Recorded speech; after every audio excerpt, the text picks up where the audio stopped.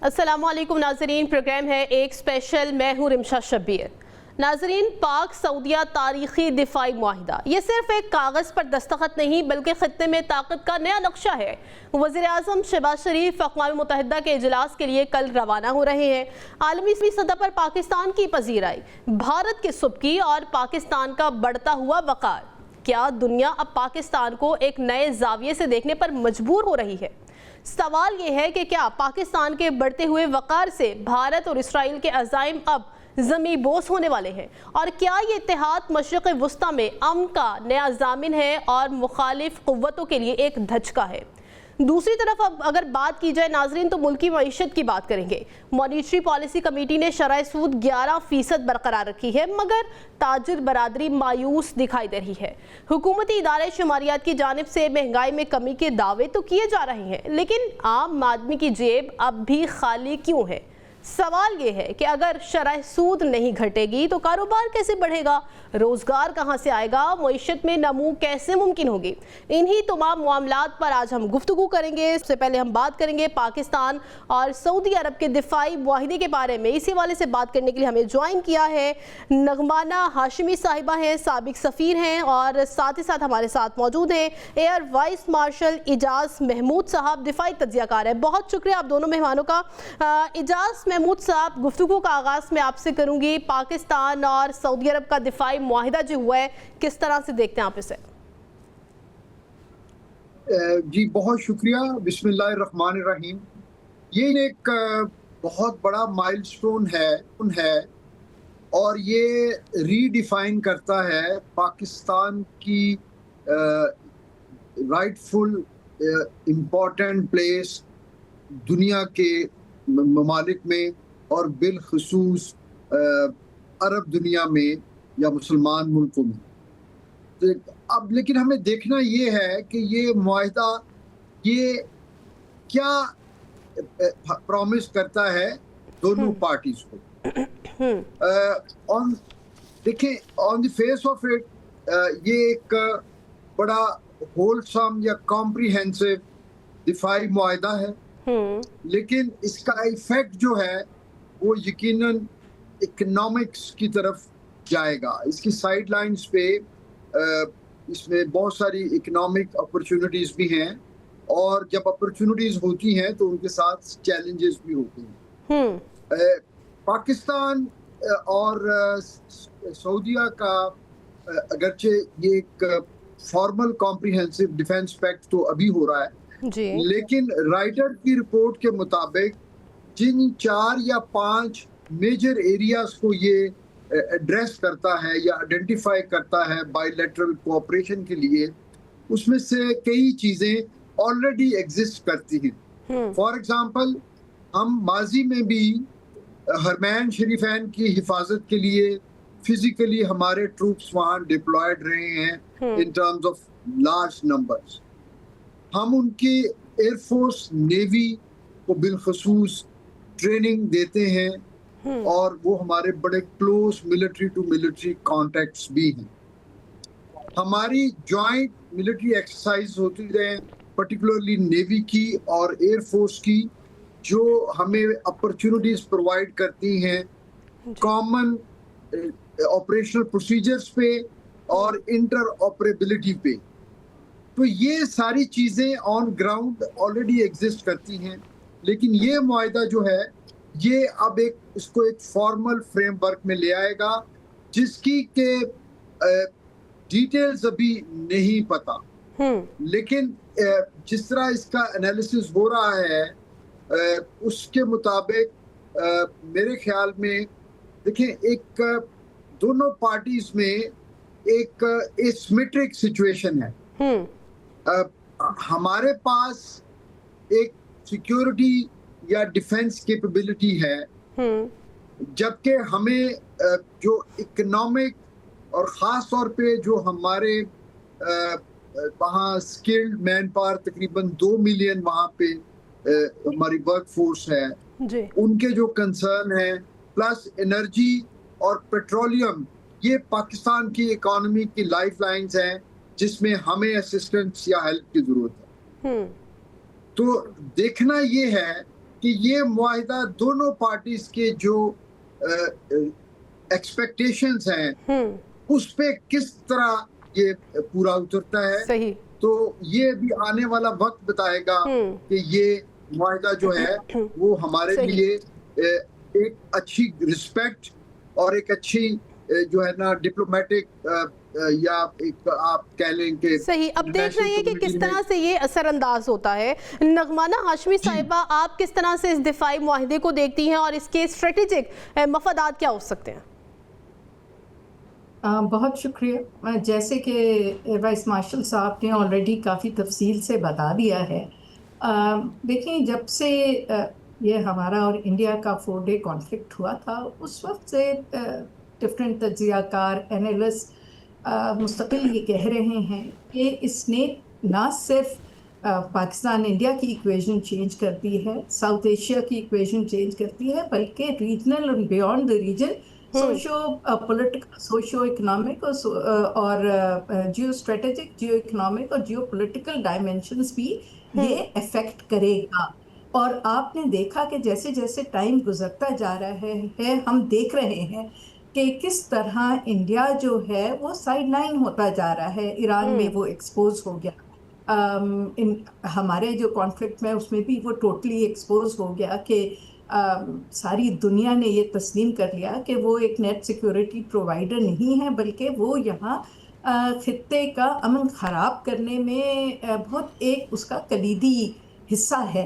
तो आपने देखा है कि पाकिस्तान का नेचुरली इमेज एक जियो स्ट्रेटेजिक स्टेबलाइजर के तौर पे उठा है सामने, और ये हमने बिल्कुल बहुत साफ अंदाज में दुनिया को बता दिया है कि we are both politically and strategically और डिफेंस पॉइंट ऑफ व्यू से ना सिर्फ इंडिया के बराबर हैं बल्कि उनसे बहुत बेहतर है कन्वेंशनल उसमें भी। तो जाहिर सी बात है इससे और द फैक्ट के बहुत पॉलिटिकल और मिलिट्री लीडरशिप के साथ पूरी कौम खड़ी हुई थी, तो बड़ा मुस्बत एक इम्प्रेशन गया है पूरे वर्ल्ड को।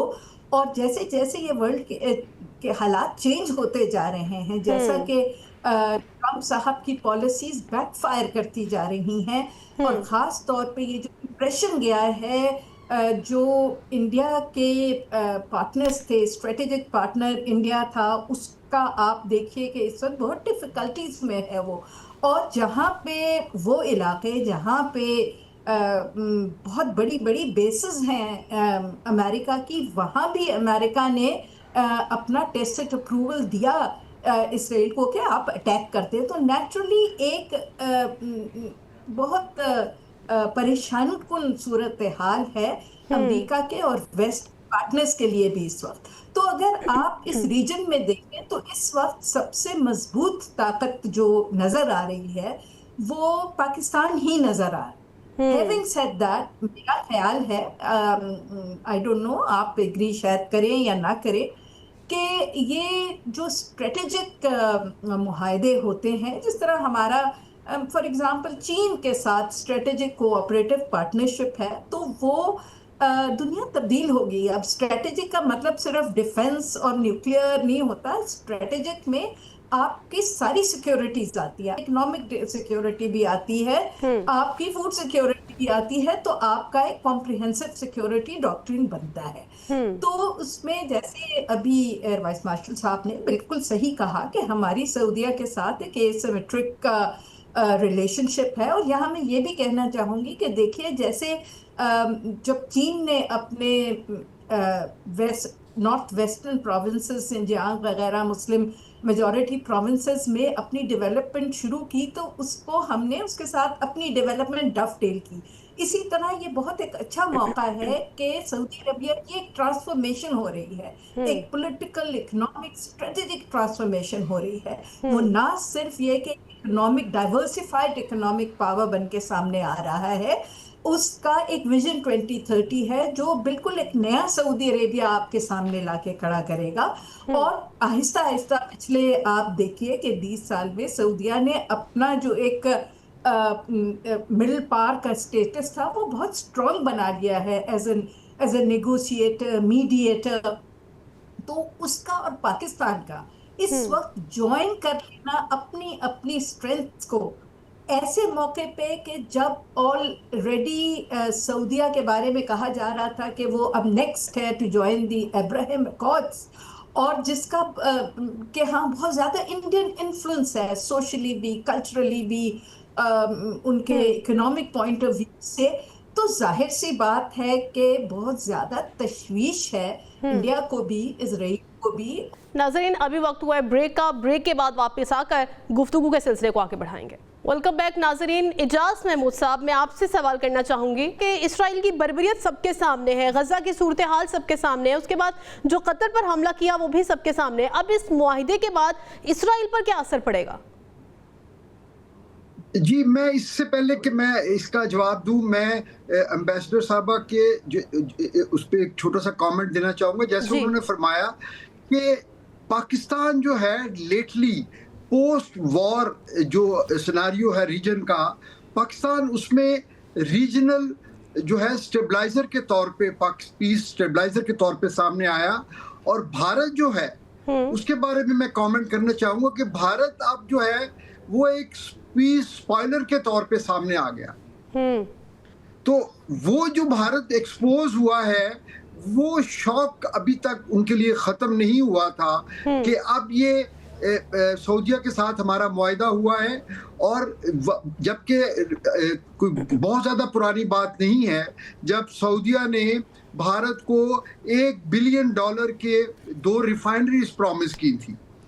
तो अब पाकिस्तान के ग्रोइंग इन्फ्लुएंस और कंफर्ट लेवल के साथ हमें इस चीज़ की तवक्को होनी चाहिए। और मैं उम्मीद करता हूं कि हमारे वो लोग जो इस वक्त इस सारी चीज़ों को हेड कर रहे हैं, स्टीयर कर रहे हैं, वो अब जो एक बड़ा पेंडिंग हमारा रिफाइनरी का ग्वादर में प्रोजेक्ट था या दूसरे ऐसे प्रोजेक्ट, बिलखुसूस जो जॉइंट डिफेंस रिलेटेड इक्विपमेंट की प्रोडक्शन है, उसमें पाकिस्तान का फोटे है। और वो उसमें पाकिस्तान अपने लिए जो है ना सिर्फ ये कि कॉम्प्लीमेंट कर सकता है दोनों मुल्कों की सिक्योरिटी नीड्स को, बल्कि पाकिस्तान अपने लिए एक बहुत अच्छा फाइनेंशियल बेनिफिट भी क्रिएट कर सकता है और अपने स्किल्ड लोगों की एम्प्लॉयमेंट भी उससे जो है इंश्योर कर सकता है। जहां तक आपका सवाल है इजराइल के बारे में, तो इजराइल के लिए यकीनन ये तशवीशनाक बात है, लेकिन हमने देखना ये है कि मेरे ख्याल में अभी तक उनका कोई बहुत जो है कैंडिड रिस्पांस सामने नहीं आया। अमेरिका का रिस्पांस जो है वो थोड़ा उसमें मीडिया में आ रहा है।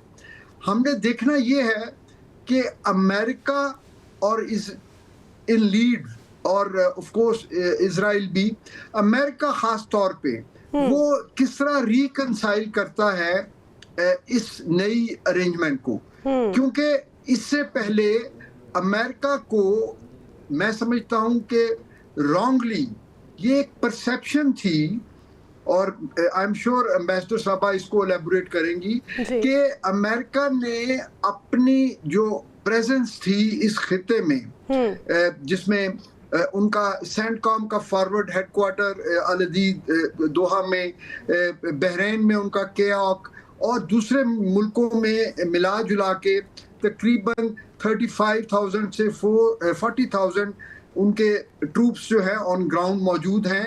और वो बैकअप उनका इस रीजन के पानियों में उनके जो कैरियर टास्क ग्रुप्स हैं वो इंश्योर करते हैं। तो उससे ये एक false sense of security create की गई कि जहां पे ये ख्याल किया जाता था कि ये अमेरिकन प्रेजेंस जो है ये सिक्योरिटी इंश्योर करेगी कोलैबोरेटिव पार्टनर्स और गल्फ स्टेट्स की, जबकि अमेरिका का उसमें जो बड़ा क्लियर स्टांस था, जो न्यूट्रल जो ऑब्जर्वर्स से उनको नजर आता था कि इस सारी प्रेजेंस का मतलब जो है वो अमेरिकन इकोनॉमिक जो मुफादात है इस रीजन से, यहाँ से जो एनर्जी का फ्लो है टू यूरोप एंड अमेरिकास, उसको जो है इंश्योर करना।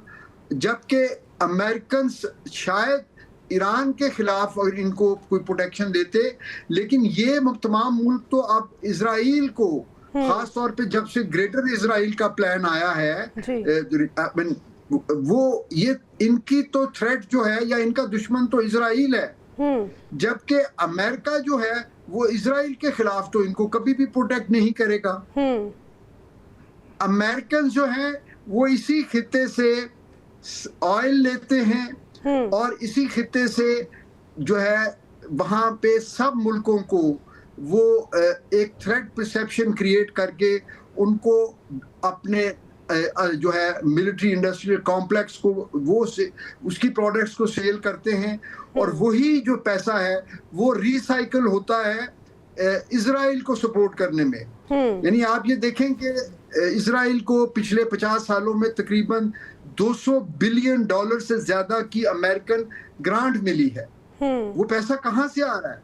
वो पैसा इन्हीं मुल्कों को स्क्वीज करके आ रहा है। तो मेरे ख्याल में ये खाम ख्याली थी कि जिसमें अरब मुल्क जो है वो ये समझते थे कि अमेरिका उनको इजराइल के खिलाफ सपोर्ट करेगा। लेकिन इजाज़ महमूद साहब, अगर अमेरिका इजराइल के खिलाफ नहीं जाता, लेकिन वो बातों ही बातों में ये हमें शो करने की कोशिश करता है कि वो कोई भी हमला करे अगर इसराइल तो उसको गैर जिम्मेदाराना करार दे देना, उसकी मजम्मत कर देना, क्या यही काफ़ी है कि बस अमेरिका की जानिब से, सदर डोनाल्ड ट्रंप की जानिब से बस उसका जो है मजम्मत की जाए किसी भी हमले की?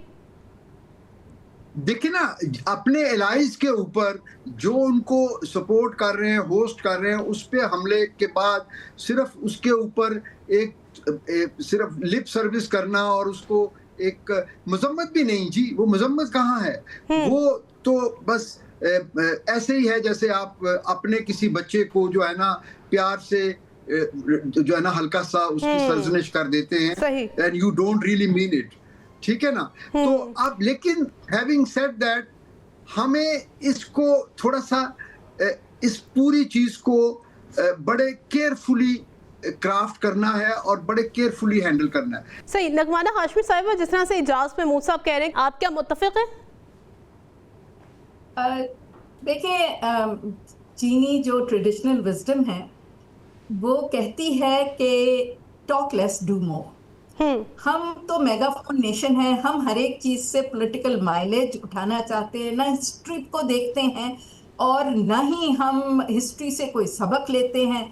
बस ट्विटर हेडलाइंस देख देख के तो सारे हम तबसरे करने बैठ जाते हैं। तो जनरल साहब, ये एयर वाइस मार्शल साहब बिल्कुल दुरुस्त फरमा रहे हैं कि देखें, हमें चीज़ों को तहम्मुल से देखना चाहिए। और दूसरा, इस सारे किस्से में हम बिल्कुल ये आजकल भूले चले जा रहे हैं कि ये मुआहदा चीन की रजामंदी के बगैर तो नहीं हुआ। चीन को जाहिर सी बात है हमने कंसल्ट किया है, और चाइना का बहुत इंक्रीजिंग इन्फ्लुएंस है अब मिडिल ईस्ट में, और सऊदिया के साथ उनके रिलेशनशिप्स बहुत अच्छे हैं।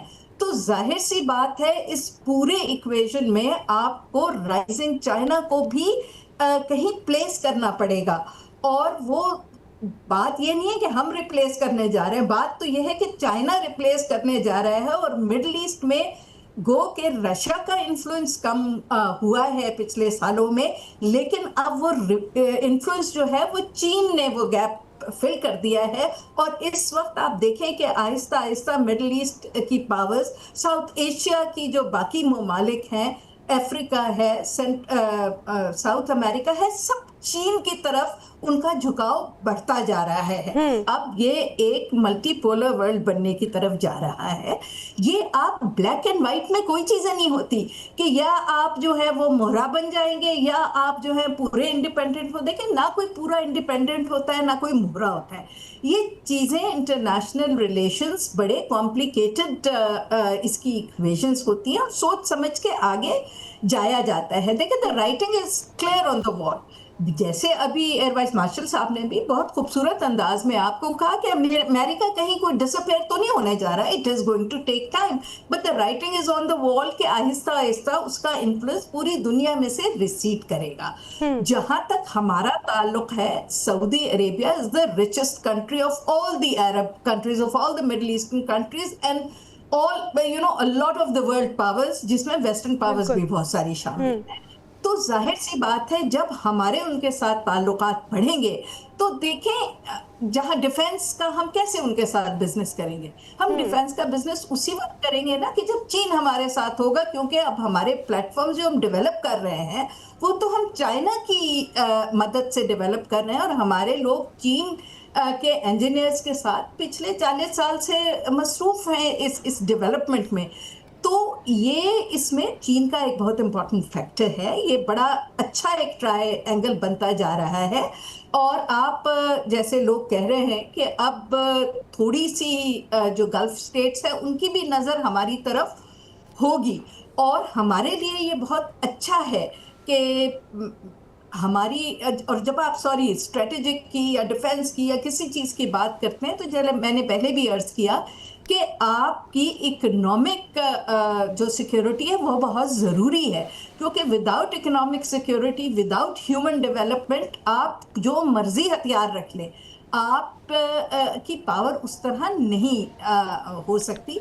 तो ये बड़ा अच्छा है कि इस वक्त चीन भी हमें इकोनॉमिकली बहुत सपोर्ट कर रहा है, और अगर जो मोहम्मद बिन सलमान का विजन 2030 है सऊदी अरेबिया को ट्रांसफॉर्म करने का और अपनी इकोनॉमी को, इंडस्ट्री को डाइवर्सिफाई करने का, तो हम एक दूसरे को उसमें बहुत ज़्यादा कॉम्प्लीमेंट कर सकते हैं, और हम अपनी जो हमारी स्ट्रेंथ है वो हम वहाँ यूज़ कर सकते हैं, और उनकी strength which is basically a lot of finance जिसकी हमें ज़रूरत है इन्वेस्टमेंट के लिए। अब वो दोनों मिलके हमारी ह्यूमन एंड टेक्नोलॉजिकल अवेयरनेस जो है, जो हमारी कॉम्पिटेंस है, वो साथ चाइना की टेक्नोलॉजी और सऊदीया का फाइनेंस, ये बड़ा अच्छा एक रीजनल ट्राइलैटरल अरेंजमेंट हो सकता है जो पाकिस्तान के लिए बहुत बेनिफिशियल होगा। बहुत शुक्रिया आप दोनों मेहमानों का, बहुत शुक्रिया। नाज़रीन, अभी ब्रेक का वक्त हुआ है, लेकिन ब्रेक के बाद वापस आकर बात करेंगे मुल्की मईशत की। वेलकम बैक नाज़रीन, अब बात कर लेते हैं मुल्की मईशत की। मुल्की मईशत को 11% शरह सूद पर बरकरार रखा गया है। इसी वाले से बात करने के लिए हमें ज्वाइन किया है doctor Khaqan Najeeb, economic expert हैं। बहुत शुक्रिया डॉक्टर साहब आपके वक्त का। डॉक्टर साहब, हम देख रहे हैं कि शरह सूद को 11% पर बरकरार रखा गया है, किस तरह से देखते हैं आप इसे? बिस्मिल्लाहिर्रहमानिर्रहीम। देखिए, इम्पॉर्टेंट बात यह है कि ज़र में पिछले 3 साल में अगर आप नज़र डालेंगे तो आपको ये एहसास होगा कि कहाँ कीमतें जो हैं वो 29% बढ़ी, फिर 24% बढ़ी 2023 और 2024 में, फिर 2025 में कीमतों के बढ़ने की शरह में खातिर खा कमी आई और वो 5% बढ़ी। तो आपकी जो शरह सूद थी वो 22 से 11% आ गई। अब उम्मीद ये की जा रही थी आम फहम ज़बान में लोगों को कि बिजनेस कम्युनिटी भी ये सोचती थी कि इसको और कम कर देना चाहिए, क्योंकि 11% पे अगर आपका पॉलिसी रेट यानी कि शरह सूद है जो कि इन्फ्लेशन को देखें तो वो 5% पे है, तो ये 7% के करीब का एक फ़र्क लोगों को लग रहा था कि है। और फॉरवर्ड लुकिंग भी ये यानी कि 2 से 4% का फ़र्क रहा है, यानी कि रियल इंटरेस्ट रेट जो है उसको इतना हाई रखना क्या ज़रूरी था। बट आई थिंक हुआ ये है कि स्टेट बैंक या सेंट्रल बैंक पाकिस्तान का ये फील करता है कि एक तो जब तक के बुनियादी इस्लाहात नहीं हो जाती इकोनॉमी में, जिसका मतलब है कि एक एफिशिएंट इकोनॉमी, एक एक्सपोर्ट ग्रोथ लेड इकोनॉमी नहीं बन जाती और अफराते ज़र जिसे कहेंगे मुस्तहकम तरह से 5 या 7% के ब्रैकेट में नहीं आ जाती। इसको कम करने का मकसद यह है कि फिर इंपोर्ट्स बढ़ जाएंगी, इंपोर्ट्स बढ़ेंगी, आप गाड़ी खरीदेंगी। पहले आप गाड़ी के लिए बोरो कर रही थी, 22 लाख दे रही थी 1 करोड़ के पीछे, फिर आप 11 लाख दे रही हैं। अब अगर इसको 7 लाख कर दिया जाए तो आप 2 गाड़ियां खरीद लेंगी। इंपोर्ट बढ़ेगी, किट्स ज़्यादा आएंगी, फिर एक तरह से तिजारती खसारा और करंट अकाउंट का खसारा खड़ा होगा। So I think central bank की सोच और बहुत से इकोनॉमिस्ट की सोच और specially being in an IMF programme ये है कि इकोनॉमी को अभी एक स्टेबलाइजेशन मोड में ही रखा जाए। तो जो पॉलिसी स्टांस है उसको रिस्ट्रिक्टिव रखा जाए, यानी कि लोग बहुत बोरो ना करें, मैन्युफैक्चरिंग बहुत बोरो ना करे, बहुत एक्सपेंशन ना हो इकोनॉमी में, और एक कॉशियस सा स्टांस रखें। और फिर ये भी याद रखिए कि एक फ्लड्स ने इस सिचुएशन को और हमारी जो इकोनॉमिक ग्रोथ है उसको डिस्टर्ब कर दिया है, और इन्फ्लेशन के यानी कि अफराते ज़र कीमतों के बढ़ने की शरह में इजाफा होने के चांसेस बढ़ गए। ये तो है वजूहात। असल बात मैडम ये है कि ये आपको आईएमएफ के साथ एंगेजमेंट से मुल्क ने नहीं ठीक हो जाना, इकोनॉमी ने स्ट्रक्चरली तब्दील नहीं हो जाना, एनर्जी सेक्टर ने एफिशिएंट नहीं हो जाना, प्राइवेटाइजेशन नहीं हो जानी, टैक्स बेस नहीं बढ़ जानी। ये तो आपको एक वक्त फराहम कर रहा है आईएमएफ की एंगेजमेंट कि आप ये सारे काम जाके कर लें। आप ये काम नहीं करेंगे तो लो इन्फ्लेशन, लो पॉलिसी रेट आप होप तो कर सकते हैं बट अचीव नहीं कर सकते ऑन अ सस्टेनेबल बेसिस। और ये मैक्रो स्टेबिलिटी जो है ये तब्दील नहीं हो सकती कि इकोनॉमी बढ़े, जॉब्स हो, मैन्युफैक्चरिंग हो, गाड़ियां पाकिस्तान में बने, उनकी एक्सपोर्ट हो। एक टके की गाड़ी बाहर दुनिया में बेचने के काबिल नहीं है। वही टेक्सटाइल, वही लेदर गुड्स, वही फार्मास्यूटिकल, वही सर्जिकल गुड्स, वही स्पोर्ट्स गुड्स, इससे निकल ही नहीं सकते, नीश बना नहीं सकते। फाइनेंशियली इंक्लूजन जिसे कहते हैं कि लोगों तक, यानी कि जो छोटे कारोबार अब तकरीबन 5 से 7 मिलियन है, यानी कि 60-70 लाख कारोबार है छोटा। अब आप इमेजिन करें उनमें से 1.25 लाख से ज्यादा जो है उनके पास फाइनेंस नहीं है, तो शरह सूद 11 हो या 6 हो उनको क्या फर्क पड़ता है। उन्होंने लेकिन डॉक्टर साहब, इदारे शुमारियात की रिपोर्ट देखी जाए तो उस रिपोर्ट में ये दावे किए जाते हैं कि महंगाई में कमी हो रही है, लेकिन अगर गरीब आदमी को देखा जाए, आम आदमी को देखा जाए तो उनकी जेब अब भी हमें खाली ही नजर आती है। ये बात दुरुस्त है। देखिए कोई भी इकोनॉमी जो इतने हाई बाउट ऑफ इन्फ्लेशन यानी कि 24 और 29% से गुजरी हो और उसके ऊपर 5% हो, सो महंगाई में एक तो कमी नहीं हो रही, महंगाई के बढ़ने की रफ्तार में कमी हो रही है। इसका मतलब यह है कि जो चीज 1 लाख की थी पिछले साल वो 1,05,000 की हो गई। अब इन्फ्लेशन अगर 7% होती है इस साल में, तो क्या है कि जो 1,05,000 की चीज हुई है 1 साल में बढ़ी है, वो 7% उसके टॉप पे बढ़ेगी, यानी कि 1,12,000 के करीब चले जाएगी वही चीज ऑन दी एवरेज। सो आपकी कीमत खरीद चूंकि बढ़ गई है और आपकी कुव्वत खरीद में इजाफा नहीं हुआ, लेट से एक चैनल ने आपकी तनख्वाह इस तरह नहीं बढ़ाई तो आपकी कुव्वत खरीद तो टूट जाएगी। आप कम दूध खरीदेंगी, कम एजुकेशन देंगी बच्चों को, कम ट्रांसपोर्ट इस्तेमाल करेंगी, सो एक इकोनॉमिक स्लो डाउन भी होगा और इसका एक सोशल पे भी असर होता है। बट लेट्स होप कि इन्फ्लेशन को पाकिस्तान की पैदावारी सलाहियत को बढ़ा के, एनर्जी एफिशिएंसी क्रिएट करके, ये सब करके पैदावारी सलाहियत को बढ़ाया जाए ताकि पाकिस्तान ना सिर्फ एक्सपोर्ट कर सके बट पैदावारी सलाहियत के बढ़ने से जो चीजों की कीमतों के बढ़ने की शरह वो कहीं 5-6% पे मुस्तहकम हो। और एक न्यूज चैनल आपकी तनख्वाह 10% बढ़ाए, और अगर वो 10% बढ़ाए तो फिर आपकी कुव्वत खरीद बढ़ेगी क्योंकि चीजें 5-6% महंगी हुई हैं पर आपकी तनख्वाह 10-12% बढ़ी है। सो ये है कि इकोनॉमिक साइकिल। और सबसे बढ़ के फिर वही बात है, ये टाइम और स्पेस, इसको एक थोड़ा सा और भी कंबाइन करें। एक डिफेंस मुआहिदा हुआ है सऊदी अरेबिया के साथ, हो सकता है आप आगे उनसे ट्रेड पे बढ़ें।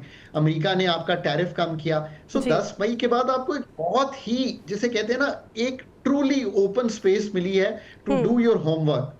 होमवर्क इज के कंट्री के फंडामेंटल्स ठीक होने चाहिए। पर अगर मैं आज से 1-2 साल बाद दोबारा गुफ्तगू करूं और आप कहें कि कोई प्राइवेटाइजेशन खातिर खा नहीं हुई, पाकिस्तान का एनर्जी सेक्टर आज भी 500-600 अरब ब्लीड कर रहा है, स्टेट ओन्ड ऑर्गेनाइजेशंस आज भी इनएफिशिएंट हैं, स्टेट में ही हैं, ब्लीड कर रही हैं, डीरेगुलेट नहीं किया मुल्क को, मुल्क में कंपेटिटिव मार्केट्स नहीं क्रिएट की, तो फिर बात बनेगी नहीं। फिर जो 25-26 अरब डॉलर का सालाना कर्जा वापस करना है वो भी मुश्किल होगा। मैंने आपको एक ओवरव्यू आज इस तरह का दिया है जिससे आपको ये एहसास हुआ होगा कि इस वक्त एंड स्पेस को यूज नहीं करेंगे to change the fundamentals of the economy will never become prosperous for the many of अस।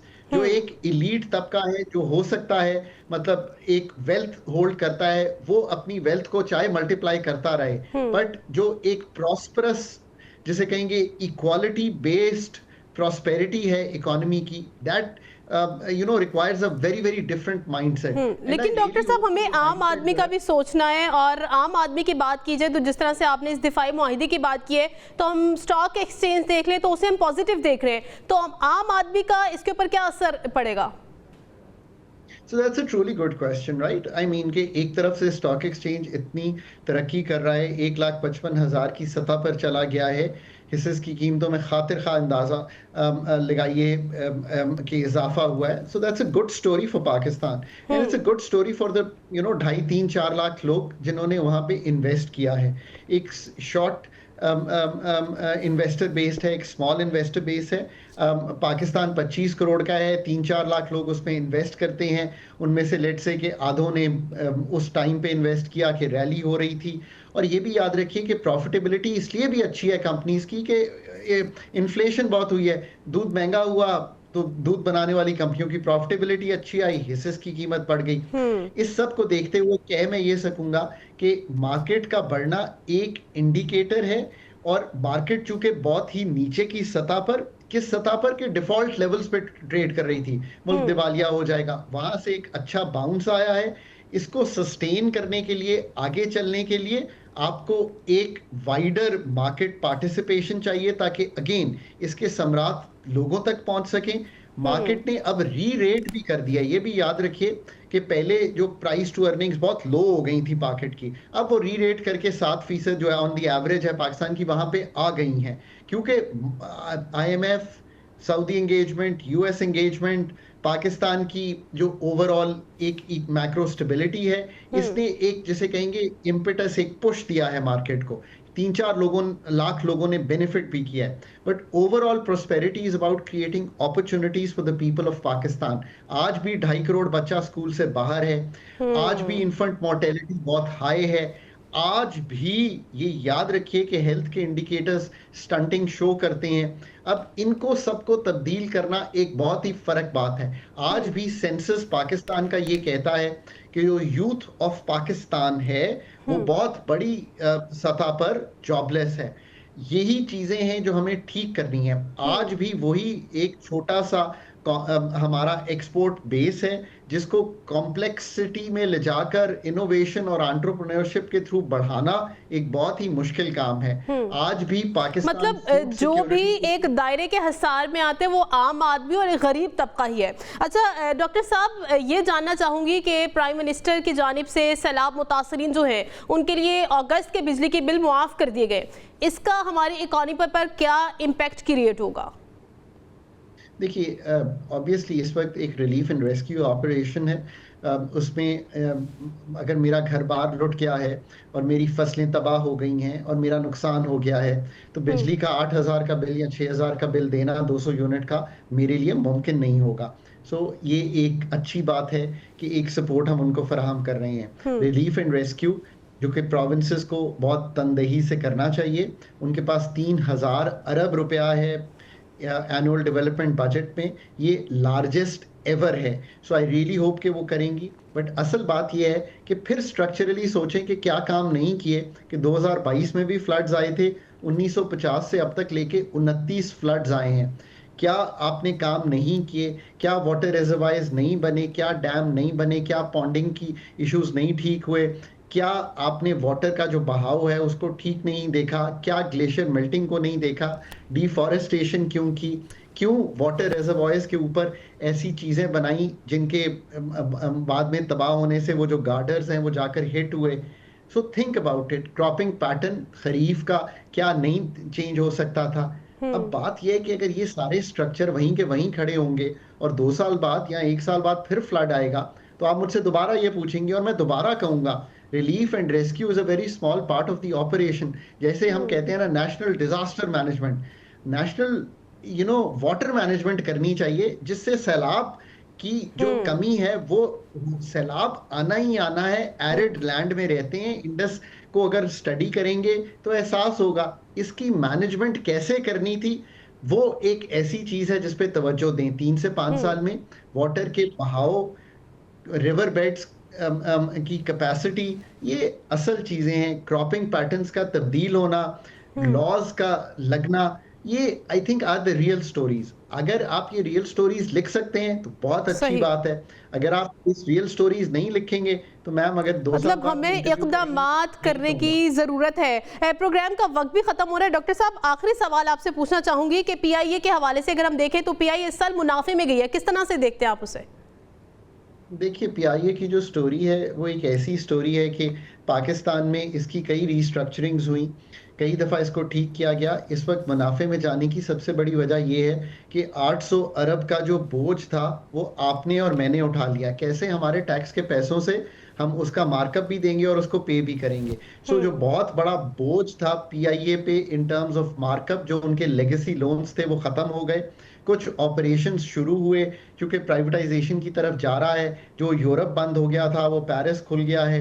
उम्मीद करते हैं कि लंदन और अमेरिका भी खुल जाएगा, उससे कुछ रेवेन्यू बेहतर होना शुरू हुआ और PIA बेहतर हुई। But PIA is a story जिसको 835 अरब रुपए का जो नुकसान है वो हमने उठाया है of having an airline in the public sector. जब तक इसको प्राइवेटाइज करके कंपेटिटिव मॉडल में नहीं लाएंगे, ये भी याद रखिए 20-24 जहाज हैं, मतलब 270 जहाज हैं एमिरेट्स के पास, पाकिस्तान ने उसको सेटअप किया था। So really think about it. ये एक अच्छी बात है कि कोई थोड़ी सी रीस्ट्रक्चरिंग रीसर्फेसिंग करके आपने उस एयरलाइन को खड़ा किया है। अगस्त में IMF को हमने कहा था कि इसको बेच देंगे। आज मैं आपसे सितंबर एंड के करीब बात कर रहा हूँ, हम वहीं पे खड़े हैं। ये MEFP डॉक्यूमेंट में लिखा गया था कि अगस्त में इसकी सेल होगी।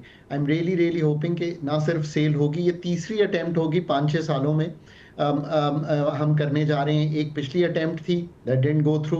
उससे एक पिछली अटेम्प्ट 15-16 में भी की, इट डिडंट गो थ्रू। अब मैं रियली होप करता हूं कि ये अटेम्प्ट ही सिर्फ गो थ्रू नहीं होगी, बट एक ऐसा इंशाल्लाह। ठीक है, बहुत शुक्रिया doctor Khaqan Najeeb, economic expert हमारे साथ मौजूद थे। नाज़रीन, प्रोग्राम में हमने पाकिस्तान सऊदी अरब के दिफाई मुआहदे पर बात की और साथ ही साथ पाकिस्तान की मईशत पर भी बात की है। इसी के साथ प्रोग्राम का वक्त भी खत्म हो गया। मुझे दीजिए इजाजत, अल्लाह हाफिज।